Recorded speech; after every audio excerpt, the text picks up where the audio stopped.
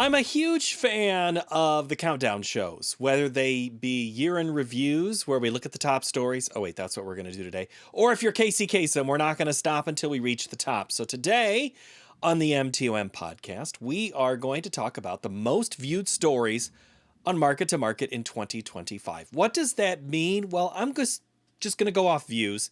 I'm not going to necessarily say it's the most important story, but it's the one that connected with you the most because you watched it the most.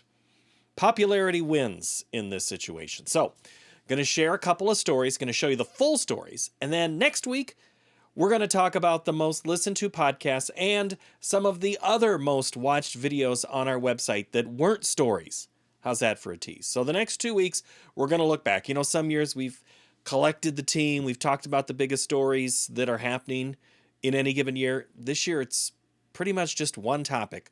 We'll cover that on the TV show in a couple of weeks. But first, we're going to talk about the most viewed stories. And we're going to start at number 5. The most fifth watched story on our website is actually one of the newest, and it's talking about the $12 billion government funding over trade and tariffs from the Trump administration. Here's the story. It was a lead. It wasn't even a very long one, but Peter Tubbs had this story where farm relief soon is going to be revealed. This week, Secretary of Agriculture Brooke Rollins suggested the long-discussed financial relief for America's farmers will be released next week. Secretary Rollins confirmed the bridge payment plan during a cabinet meeting at the White House. Just a couple of days ago, China announced that they were going to halt all purchases from Brazil because they had found some irregularities in some of the soybeans they're buying from Brazil. And what that means is a continued signal that this country and our farmers produce the best, highest quality soybeans, sorghum, et cetera, in the world. And what you've been able to do is open those markets up and, again, move toward an era where our farmers are not so reliant on government checks, but they have the markets to sell their product. Having said that, we do have a bridge payment we'll be announcing with you next week as we're still trying to recover from the Biden years. Ad hoc and disaster aid is expected to reach $40 billion, the highest single year of relief payments since 1933. There are questions surrounding the sourcing of the relief funds. The Wall Street Journal reported in September that the Commodity Credit Corporation had only $4 billion in its accounts. In order for this to happen, I don't think the Secretary's got enough money to fulfill the figure that I've heard from the White House, that this aid might be somewhere between $10 billion and $14 billion. And I think it's going to take an appropriation by Congress to make up the difference. The 43-day shutdown of the federal government is being blamed for some of the delay in delivering aid. An analysis of USDA data by the Farm Bureau suggests that the 2025 crop year will be the third consecutive harvest where production costs exceed crop revenue. Every major and large specialty crop is expected to be unprofitable in 2025. Corn and soybeans alone are estimated to lose $22 billion. For Market to Market, I'm Peter Tubbs. The next two stories are from the same source, Great Lakes Now. It's another PBS show based at, well, the Great Lakes region out of Detroit. And these two stories are about water. And there's one of them that has a strong Iowa component to it, which is how Iowa PBS and Dave Miller helped out with this one. But first, we're going to talk about dam removal. It has been a hot topic for many people who live along rivers, and they have strong feelings about it. But let's look at the story this is from late July, dam removal from Great Lakes Now. Located on a tributary of the Kalamazoo River near Allegan, Michigan, the Swan Creek Dam helps manage water flow and provides residents with recreational opportunities, such as fishing and kayaking. But this dam is coming down because the Department of Natural Resources wants the river to be colder. Fish biologist Matt Diana explains why it's a necessary step. Cold water streams in Michigan are imperiled because of global climate change. We've already seen in the last decade over a 2-degree increase in water temperatures. When there's impoundments on the system, that just exacerbates the issues. An impoundment is the artificial lake that forms behind a dam as river water backs up. The sun can heat the water in an impoundment more than it would heat a flowing river, and the effect can be surprisingly large. They're creating water temperature warming in addition to what global climate change is causing. Our monitoring here shows it heats it up about 10 degrees. That's enough heat to cause some major stress for certain species of the Great Lakes region, especially for trout. So as the water's warm, we're starting to lose more and more trout. We use a threshold of 68 degrees for trout survival. Above that temperature, they don't grow well and they don't survive well. And that's not the only trouble dams cause. There's a number of different impacts that dams have on river systems. The most obvious one is fish migration. In the Great Lakes, we have a lot of fish that rely on river migrations. All salmon and steelhead, lake sturgeon, which are a threatened species. We're seeing lake whitefish have really important migrations into streams. So if a dam's in place that limits the migration, it limits the habitat that's available to them. Dams also block downstream movement of sediment, which can deprive the downstream river system of an essential ingredient needed for fish habitats. On top of this, many dams around the Great Lakes region have another problem. They're old. In some cases, they've outlived their usefulness and they're expensive to maintain. Swan Creek checks both of those boxes. This particular dam was built in 1937. A lot of dams were built around early 1800s, mid 1900s, and then a lot of hydro dams were built associated with kind of World War II. All of those dams are old.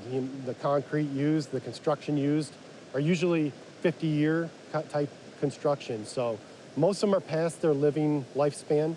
They're either requiring maintenance or constant kind of Band-Aid fixes in order to keep them in place. The hefty cost of maintenance and repairs deters some from taking action, but ignoring aging dams presents enormous risks.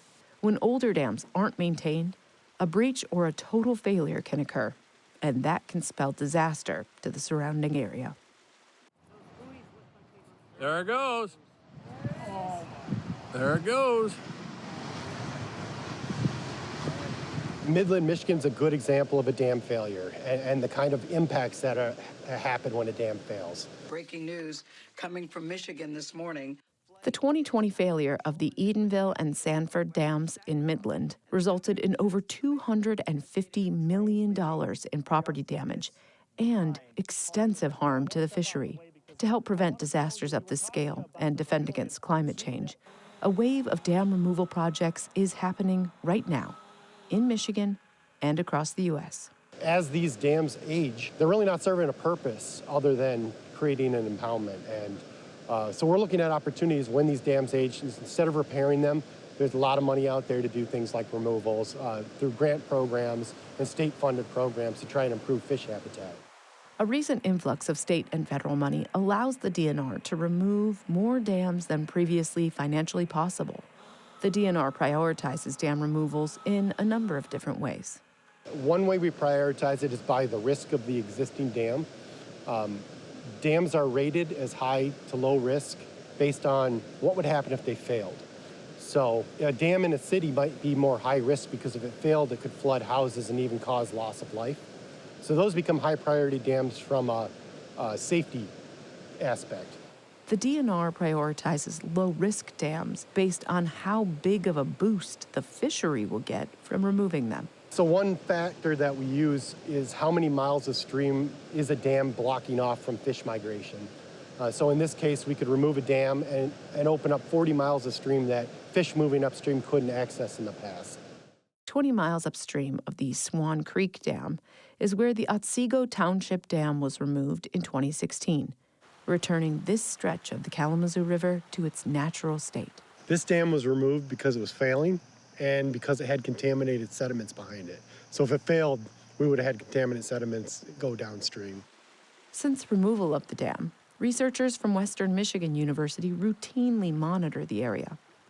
Though their fieldwork isn't complete, the team has seen a clear shift in the types of species present in the water since the dam was removed. We see a lot more species we typically see in a river. They're more adapted to riverine conditions, whereas where the dams are in place, we see species that are more adapted to lake-like conditions. And where the dams have been taken out, we see more sensitive species that are intolerant to pollution. But where the dam is still in place, we see species that are more pollution tolerant. We've seen a shift from lake-like fish populations, so things like common carp, largemouth bass, bluegill, to more riverine, or what we call lodic systems, where it's smallmouth bass as pike, which are native and more appropriate for a river ecosystem. And that's good news for the fishery. The kind of information that Western Michigan's collecting here is really valuable to us fisheries managers. We take this kind of information and we use it in order to evaluate these projects and see if there's any need for additional restoration. My ultimate goal with these projects is to see the river look as natural as it did before the dam was here, restore the fish habitat, and really create better fisheries for the public in Michigan. We'll get back to the other Great Lakes Now story in a moment, but first we're going to a guy who's been very popular on our YouTube page this year and in our podcast. It's Dr. Daryl Peel. Every time we have him on, many of you listen to what he has to say about the cattle markets. In fact, there's a funny video of the word I said the most while recording podcasts this year was cattle. No surprise here. This is Dr. Daryl Peel, and this is the discussion we had back in early June. We saw what happened in October and November, but this discussion comes back in June. This is a shortened version of what was a longer MTOM podcast. Yeah, this is completely unprecedented in a number of different ways. From the internal fundamentals of the industry, the normal dynamics that we deal with from the supply side, and then add to that all of this political environment that we're working in now, the macroeconomic environment that we're working in now, and then we've had some unique things here with some animal disease issues and other things. So yeah, when you put all that together, there's never been anything that I've experienced like this. The last time you and I spoke was a massive report last year that said smallest herd since this date. Then we went and added to it this year with inventory, lower than before. Exactly. Yeah. Why are we not going more inventory? Well, we will. It's been a slow process. I've spent a lot of time in the last few months studying previous cattle cycles to try to understand the one we're in now. And one of my main messages for producers for many months now has been, I know you remember what happened about a decade ago. We had a cattle low in 2014. We expanded to 2019 and started down again to where we are now. And I said, I know you remember that, but this one, even though some things about it are similar, or at least some of the fundamental causes are similar, there's some very important differences this time. It's going to be different. It has played out thus far to be different, and I think it's going to continue to be a little bit different story as we go forward. You mentioned already some of the factors that make it different, but is there one, if you had to pick just one favorite child that made this happen for this run-up, is there one? It's tough because I think it's a list of things, but you can easily say, well, the last two lows were caused by drought or exaggerated by drought. The industry's been cyclical for 150 years, but it's turned out the last two times we've had droughts right at the low point of inventory that has exaggerated those lows. What's different this time fundamentally from the last time is that the drought a decade ago was very regionally pronounced. It's primarily here where I'm at in Oklahoma and Texas. And what happened to us was very severe, and it was severe enough to change the national numbers. But not everybody in the country went through that drought. And so they were prepared to respond more quickly coming out of the drought. This time, we've had multiple years of drought that have been pretty much around the country. It's kind of moved around a little bit in emphasis, but everybody's had a turn in the barrel this time. And so the overall impacts to the industry have been much more widespread. It's taken longer for recovery, and I think that's what we've been experiencing the last couple of years, and we're still not out of it. We just can't seem to really get a clean break on this drought. At the moment, we're in pretty good shape in the southern plains, but there's still a lot of issues in the central and northern plains and in some major beef cattle areas. So it's been a long, slow process, and will continue to be, I think, a lengthy process as we go forward. Let's go off the farm to the grocery store. What's the consumer's role in all of this, Ben? You know, in this situation, obviously, everything is tight from the bottom up, right? So, as you work your way up, the implication is, of course, that sooner or later beef production will fall more than it has. We have not dropped very much in the last couple of years, even though we peaked overall beef production in 2022, but we haven't really dropped much, and certainly not in the last year. We were actually pretty flat last year. I say all that to say that we've got record high consumer prices, retail prices, wholesale beef prices, and that was actually in place on sort of steady supplies of beef. As we go forward, we're going to have less beef. Beef supplies are going to tighten up, and so that's going to continue to support higher prices. You know, probably the biggest question I've had for many months in my meetings is there a limit to demand? When do we top out demand? And we just haven't seen it yet. Beef demand has been remarkably strong. It's a real testament to the industry continuing to produce very high quality and very consistent quality beef in recent years. And so consumer demand has been remarkable.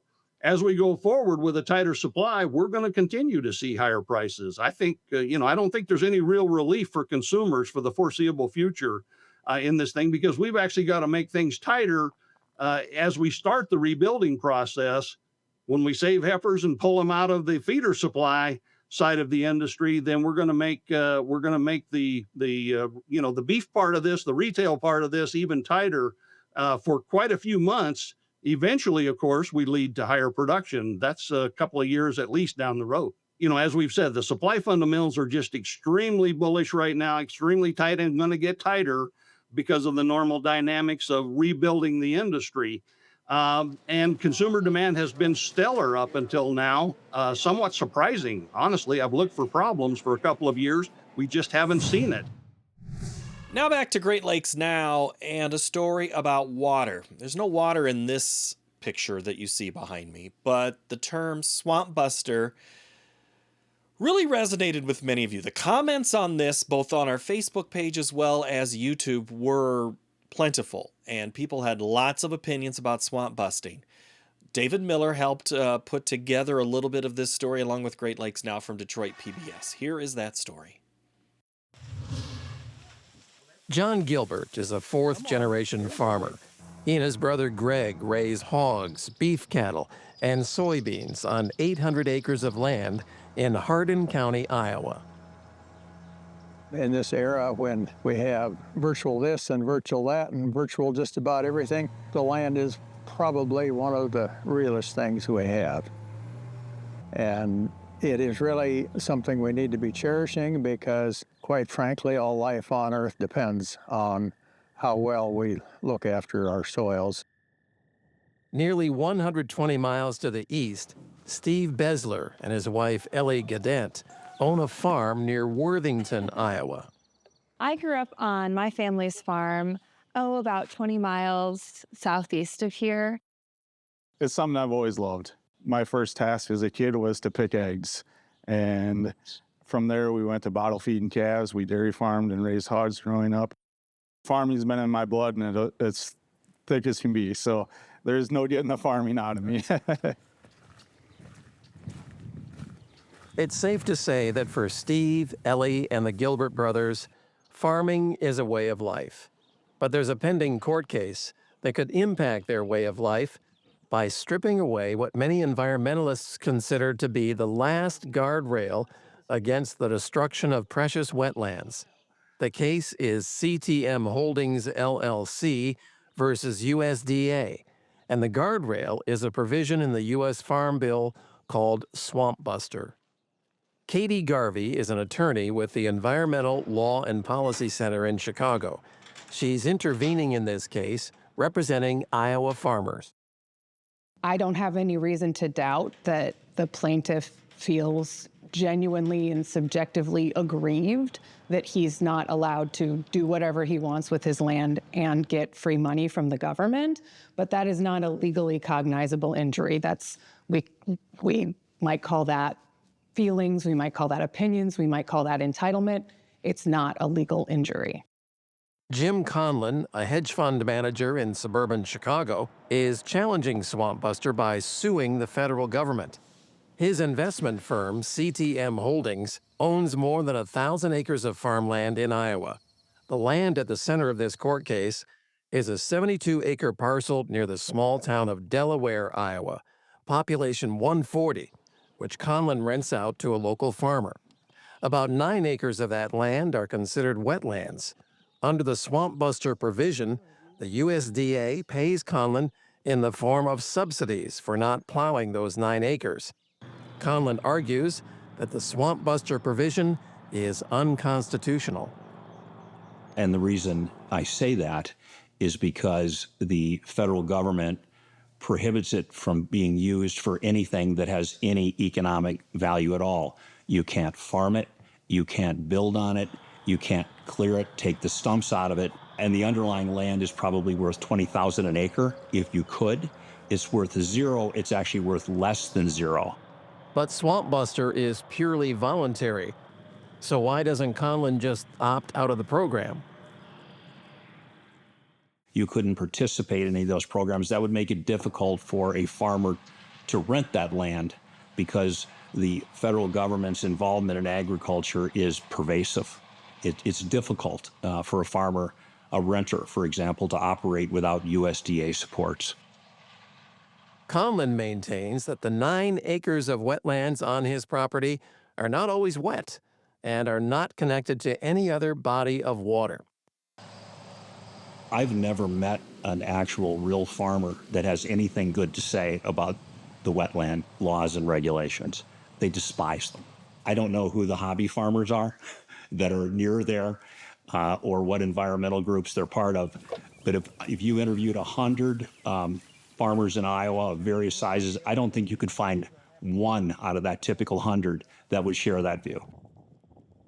Gilbert and other farmers are concerned about increased flooding on their farms if Conlon wins and Swamp Buster is overturned. Wetlands slow water down, storing floodwater and preventing it from inundating farms, homes, and riverfront towns further downstream. That's why Steve and Ellie are concerned. We're downstream from the land in question in this lawsuit. We're about 12 miles southeast of this wetlands in question. And this is far greater than one stream and one wetland in Iowa. This directly comes down and affects us and affects our neighbors. A recent study conducted by the Union of Concerned Scientists found that 30 million acres of wetlands in the upper Midwest, including the Great Lakes region, provide nearly $23 billion in annual flood mitigation for homeowners. Over the long term, the study estimates that protecting these wetlands could prevent between $323 billion and more than $700 billion in residential flood damages in the upper Midwest.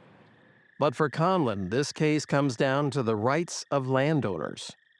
I'm pro-environment. I'm pro-collective action, but I'm also pro-property rights, which is if you're going to take from me for the benefit of society generally, including me, you have to pay me. For the farmers fighting to keep Swamp Buster, the lawsuit hits closer to home.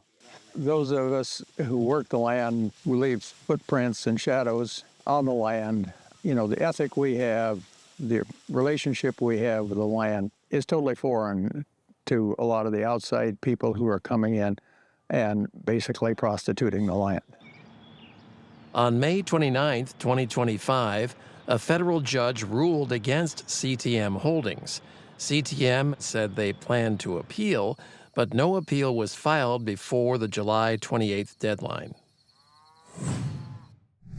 And then there's the topic of immigration and labor. Labor specifically in the state of Texas. John Torpy traveled to Texas about a year ago and was able to get some insight from the Texas Secretary of Agriculture. And then this story aired. It's actually already re-aired with an update. We're going to show you the original one. But what's happened is the comment section of YouTube, I've never ever seen that many comments about a story, and it just took a life of its own.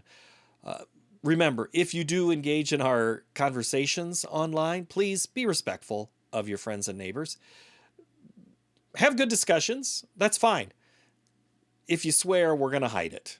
I'm just going to reiterate that again. But this story is about South Texas farmers, and it first aired back in April of 2025.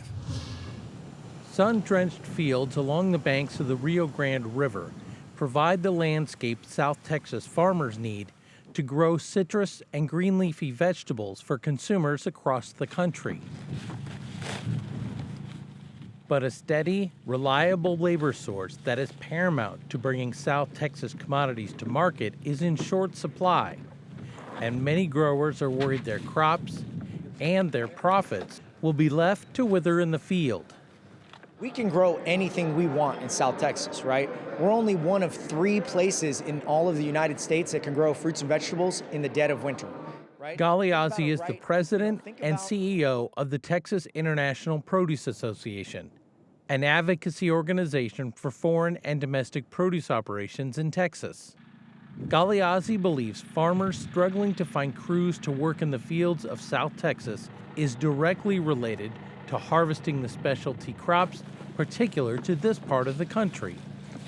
In Texas, we grow 60 different fresh fruit vegetable crops. Only 6 of them can be mechanically harvested. So that means 54 other crops require a hand harvest. Now, we have largely depended on Mexico to provide us with the workers for the last century. The H-2A Temporary Agricultural Program, commonly known as the H-2A Visa Program, provides farmers the ability to bring seasonal agricultural workers from other countries into the U.S. legally for up to 1 year to plant, perform field work, and harvest crops. America's always been known as the breadbasket of the world. Texas Department of Agriculture Commissioner Sid Miller notes there is an abundance of H-2A guest worker slots available.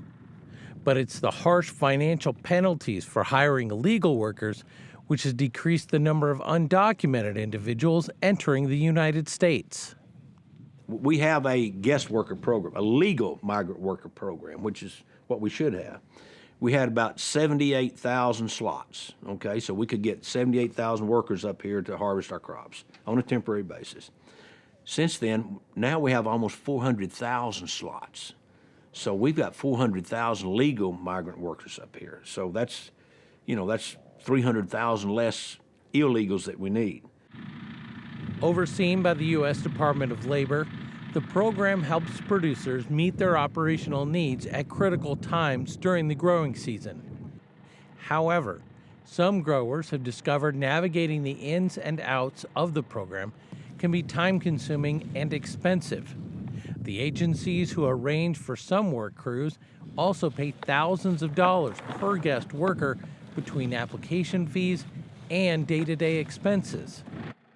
Some farmers see the option of hiring illegal immigrants as a way to save on costs and get the work completed on their farms. According to data from the USDA and the U.S. Department of Labor, between 2020 and 2022, 42% of farm laborers in the United States were undocumented. Here in Texas, the equivalent for using that program is somewhere between paying this person $20 to $22 an hour. But if you don't have enough of those folks, and that cost continues to increase because of the cost of regulatory compliance, what are the farmers going to do? Galeazzi says farmers in South Texas have limited options when they are facing tough production decisions. Choices on what crop to plant can depend on what kind of labor the farmer can afford. I can grow watermelons and I can grow onions at the same time, and both would help me become profitable. If I don't have enough workers, I have to pick one or the other. And the problem with that is it goes back to that crop mix scenario, right? What if too many people grow watermelons or too many people grow onions and you gambled on the wrong crop? Now you're not making a profit that year. At the Far Reynosa International Bridge, over 50,000 trucks a month bring products of all kinds from Mexico into the U.S. 20,000 of those trucks only carry fresh produce, making this crossing the #1 port of entry for produce from Mexico. The majority of what's at the grocery stores right now is imports, because the United States sadly does not produce enough to sustain itself. That's a fact. I feel that's a reality that as an industry we need to do a better job of educating the consumer and letting them know, hey, we do rely on imports. So Tony Martinez is vice chairman of the Far Reynosa International Bridge Board and a managing member of Primo Trading Services, a fresh produce brokerage. Martinez farms in both the U.S. and Mexico and acknowledges having farms on both sides of the border has provided a way for him to navigate labor issues that impact the region. We're able to shift it to Mexico, and we can plant it cheaper over there. And the labor is although it is difficult in Mexico as well, but it's not as difficult as in the United States. To help fill the gap in the ongoing labor shortage, South Texas producers, farm advocacy groups, and agricultural officials are looking to Congress and the next Farm Bill to help change the farm labor landscape. The Farm Bill is the single biggest investment that the country makes to keep agriculture modern. What we're asking for is the government invest in building the tools that farmers can then buy to make efficient operations. First time in my lifetime, we have an agriculture trade deficit, and it's going to grow this year from $32 billion to over $45 billion ag trade deficit. That means we're going to buy $45 billion more food than we export.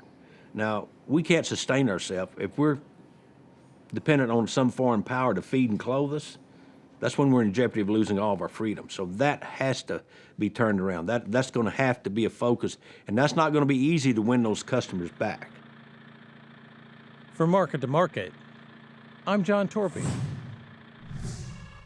Next week, we will look at some of the most listened to and viewed podcasts from the MTOM, and also a couple of other stories that have resonated with you. And there's one podcast that has new life. Why? We'll explain next week on the MTOM podcast. I'm Paul Yeager. Thanks for watching. Enjoy this. Happy New Year, and we'll see you next time.